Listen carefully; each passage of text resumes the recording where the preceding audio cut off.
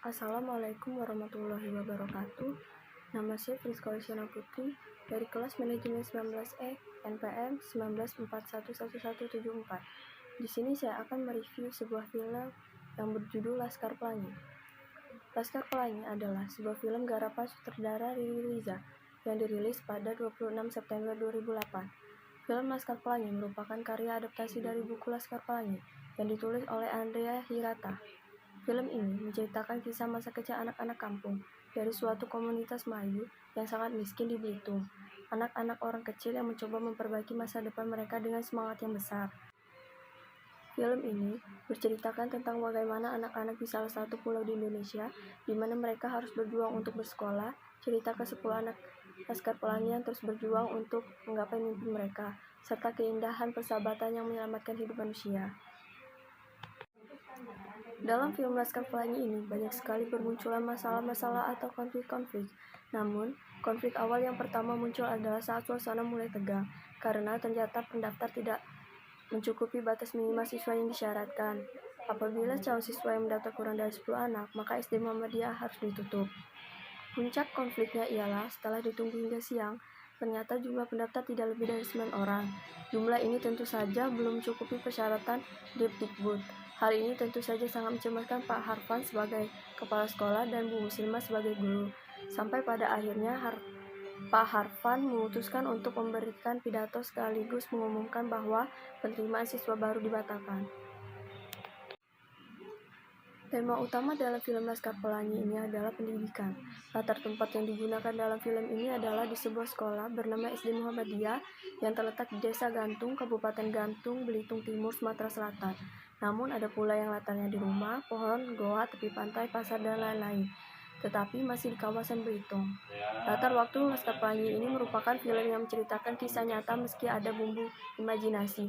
Maka latar waktu yang disampaikan pun jelas, yaitu terjadi pada tahun 1974. Latar suasana yang ada dalam film ini bercampur dikarenakan konflik-konflik yang muncul juga beragam. Ada kalanya senang, sedih, hingga cemas. Penokohan dalam film Laskar Pelangi yaitu Ikal, murid yang lumayan pandai, namun kepandaiannya masih di bawah dari temannya, yaitu Lintang.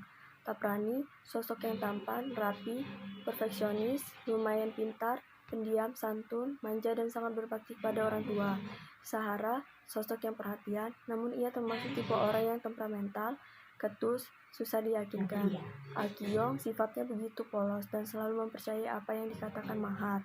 Mahar memiliki bakat dalam bidang seni, baik itu menyanyi, melukis, maupun seni rupa. Bu Muslimah guru di SD Muhammadiyah, ia sangat gigih dalam mengajar. Pak Harfan kepala sekolah di SD Muhammadiyah, Bintang anak yang paling jenius dan gigih, Kucai salah satu anggota Laskar Pelangi yang diamanai sebagai ketua kelas, Syahdan salah satu anggota Laskar Pelangi yang selalu setia menemani Ika membeli kapur tulis, Harun sifatnya santun, pendiam, dan murah senyum. Borek berwatak keras dan sangat terobsesi dengan otot. Menurutnya, pria sejati adalah pria yang berotot. Pendapat terhadap film Laskar Pelangi yaitu, menurut saya film Laskar Pelangi itu mendidik. Alasannya karena mengajarkan kita untuk terus berusaha mengejar cita-cita, sekeras apapun hidup yang kita jalani. Laskar Pelangi mengajarkan kita tentang persahabatan dan solidaritas serta tidak mudah menyerah dalam menghadapi sesuatu.